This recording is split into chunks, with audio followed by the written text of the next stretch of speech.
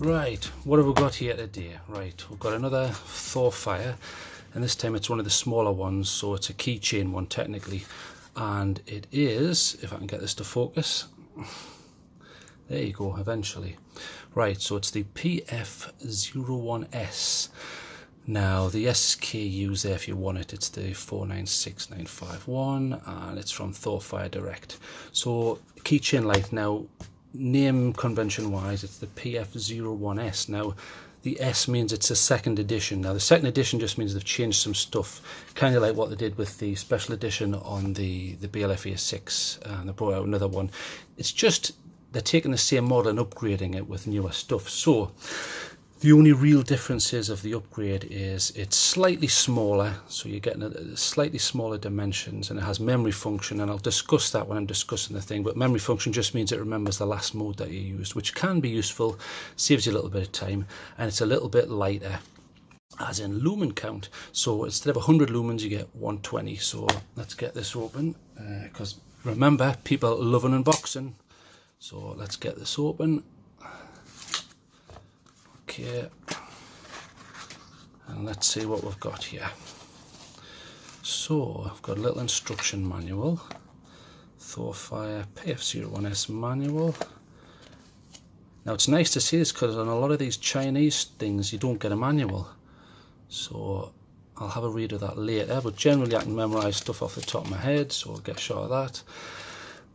Now these look like spare O-rings. Now an O-ring is just a piece of rubber which sits between two joints, and it keeps it waterproof, or as waterproof as you can get it. And I think this one's an IPX7, which means it's kind of waterproof to about 1 meter, but we'll go over that. So we'll put them to one side as well. And this must be the torch here. Let's have a look. Yeah. Do you get anything else? No, that's it. I thought there might have been a $100 note squashed underneath just for me, but never mind. Let's have a look. Right, so here is the flashlight, and it's, do you know what, that's quite big. That's quite big for a AAA, but we'll go over that. So there you go, PF01S. There's your little clip. Feels strong, but it's not too strong, so you can actually get it in your jeans. And it looks to me, yeah, it's reversible. So the point of that is, yes, that keeps it in your pocket. It's not deep carry, but if I take that off and reverse it, probably thinking, right, what's the point of that? Put that in the peak of your cap, and then where you look, the light looks. So it does actually have a use, and I like reversible clips like that. I like that. And it's not too heavy, though I don't have a battery in yet. That should be okay as long as you've got a sturdy hat. So let's take that off and put it around the right way. Yeah, that comes on off nicely. Doesn't seem to knock the paint. So it's a click type. Now generally a lot of these smaller ones have a twisting end to change modes and turn it on and off, but this one has a click, which is interesting. Now why is the button so big? Okay, so nice clicky type, and it has a smooth reflector. Now when I'm talking about reflector, what I'm talking about is this silvery area around the LED. So the LED is in the middle there, and the reflector is at the side, and that reflects light. So we'll go over that now for people who don't know. If I can just find a pen. Let's go over reflector types, because it's worth pointing these things out for people who don't know. I know it's just a key torch, but you want to know what you're buying. So on a one like this, there's your reflector, and then at the bottom is your LED, so that produces the light, and then this is your reflector here. So what happens is the light bounces around, blah de blah, and then comes out like this, and then you have what you can call the spot here, and then you get like your fill here. So generally your light's coming out like this. I personally prefer what's called an orange peel reflector, so it has a rough surface. And the purpose of that is you get a more diffuse light. So you're getting the same general pattern based on size, but instead of getting a pattern that looks like that, you're getting a one that looks like that. It's more diffuse instead of having a spot and then your spill here. it spreads it out better, and I just think it gives it a nicer look. It's less harsh on the eye. So that's reflector types. So let's get a battery in actually. So for this one, fresh off the charger, I'm going to use an Anyloop AAA. This is the Panasonic nickel metal hydride. This one, it's made in Japan. So let's get this in. It's a 750 milliamp hours. So now is this now it's screwed top and bottom, meaning you have a central tube, and I presume that's to change certain batteries or give you the ability to do that. That's still quite hefty. It's quite a hefty piece. That's some thick aluminium, or if you're American, aluminum, you know. The machining looks pretty good. You know, it's quite smooth. I've seen better, but it's not bad. Quite thick. So let's get the battery in, and hopefully I can get this the right way up, but looks quite clean workmanship. Doesn't look too dodgy. There's a little bit of grease on the thread there, which I like to see. There doesn't seem to be any on this.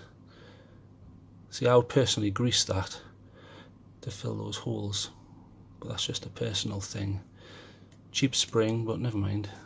I'm sure it'll still work. So let's get this put back together. Feels okay when you tighten it up, but I notice the springs are pretty cheap, even though the body itself feels quite big. Right, let's see if this works. Aha, it does. Right, so let's go over the ratings. So you've got 3 modes for this. There's no strobe on this. Now, really, do you need a strobe on a tiny little thing? Some would argue yes, because you're going to be carrying it all the time, and strobe has a tactical purpose. Yeah, you could argue that, but we'll go into that. So it's using a Cree XP-G2 LED, which is nice. It seems to be slightly offset in the one I have, but you know, I'm sure it'll still work. Runs on a AAA, obviously. IPX7 waterproof. So really, I'm using the word waterproof, but you can't go diving with it. 1 meter, and looking at, you know, they're not even greased, and that O-ring doesn't seem to engage particularly well.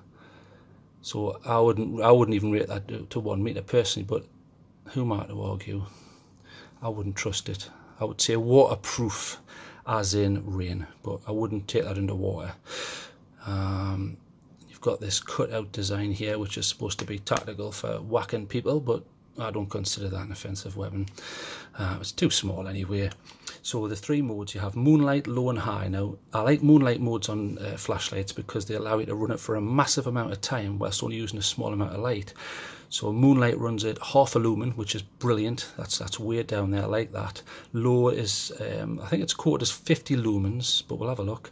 And high at 120 lumens. So let's check the modes. Now there's 2 ways of doing this. You have a small press, which gives you instant light. So press it and let go, and it goes off. So instant light, as in if you just want to temporarily look at something, you would do that. And then as soon as you let go, bang. But it has a full click, which engages it on fully. So that's the hands-free mode. And then to change modes, you need to click on and off. So there's moonlight, which you can hardly see, so that's half a lumen, which I like, and it's great for reading maps. And the other reason these are good modes is if you're out camping, it doesn't destroy your night sight, because once someone shines that in your face or a bright light, you lose your night vision for about sort of 20 minutes until it comes back, where that's great.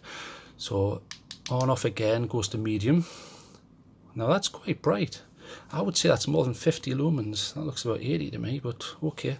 And then on off again, maximum, and 120, and then back to moonlight again. Now to me, that mode looks very similar to that mode. I would say it's 80 rather than 50, but that's what they're quoting, and that's your maximum. And there's no strobe, so you've got 2 ways of doing that. And memory mode again, so if I turn this on, it's going to remember the mode that I last used. Handy, I like that. Rather than memory mode, I would have rather have had a strobe where you can just, I don't know, double click or something to get it, but of course double click on this changes modes. So on and off, yeah, changing the modes. So it depends what you want. Not bad though. And I've already gone into the fact that the other non-S version is slightly bigger, doesn't have the memory function, and you're losing about 20 lumens. But it's a nice torch. Now we need to compare this for size. So its competitors really are going to be something like the Astrolux A01, which is a nice torch. I like that. So let's compare them. Massive size difference. Dear me. That's interesting. And that one has more of an orange peel reflector, which I like. You can see the bumps, whereas that's smooth. Massive size difference there. And then the one that I personally use every day, that's why it's beat up, is the ThorFire TI3. Now they're all running on AAA, but look at the size difference. Massive. So why is this so long? Well, I think I can answer that by the fact that these don't have a clicky type. You simply engage them by screwing them like that. So boosh. Same with this one. On, off. Now because of that, they're not having to incorporate a tail cap. So if I take this off, you'll see how much space they're saving, the competitors, by not having that. So if we line it up, there's not so much of a difference, you see. But this is still quite a long torch. You know, if we line that up perfectly, there's still a difference. It's about as thin as the TI3, just a bit more rugged. The A01's thicker, but only on the end. So you've got to ask yourself, do you want something that's this much longer, ignore the spring obviously, but this much longer, so about the size of the end of my thumb, for the purpose of allowing you to have a click type? I like click type, but I'll tell you, I don't like this type of click type because of the length of the button. I don't understand why it needs to be quite so long. The type of click type that I prefer is like this, where it's recessed. So see, it can't be turned on, and it allows you to put the torch like that and shine up to like a white ceiling and give you a diffuse light. So you can't do that with this, it's just going to fall over. So I think they're missing a trick really. If I was ThorFire, I would remachine this and lower this button down to here, and then somehow change the length of this. But do you know what? It's a nice torch, feels nice, feels rugged. I like the specs. They're on par with the TI3 and similar to the A01. I just think, look, there's the torch, and then there's your AAA, so that's what's powering it.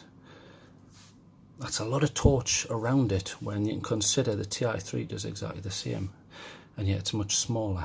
And I've never had any problems with this not being rugged enough or waterproof enough. So you've got to ask yourself, do you want all this extra space? And bearing in mind this has strobe and that doesn't, so it's a difficult one. Just for size then, we'll size it up to other sizes.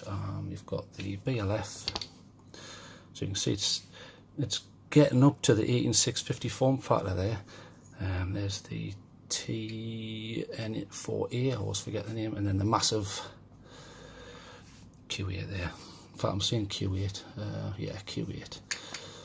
So let's get outside and give this a shot, because I'm interested in the beam pattern, because if we compare that to this one, to me, even though this is an orange peel reflector on the left, the spot is not as diffuse as the one on this side, even though it shouldn't be that way because this is a smooth reflector. So I'm going to try this outside. I'm interested to see what happens. But I have tried one a few weeks ago, and I know how to rate this. So I'm going to give this a 7.5 out of... In fact, no, I'm going to give it a 7 because it's too big. Yes, I accept that it's got the clicky type button, and that does take up more space, but even this section's too big, and I just think for what it's supposed to be on a key ring, I would personally rather have that. Look at the difference. That's just my my personal opinion. So 7, feels rugged, a little bit too big. I like ThorFire as a company. I like the fact that they're giving you spare O-rings, decent manual. I can't fault them on anything else. So 7 out of 10. definitely worth getting for the price, because it's a ThorFire. They're pretty cheap, especially if you can get them through coupons and things like that. So 7. Now come on, less mucking about, let's get outside.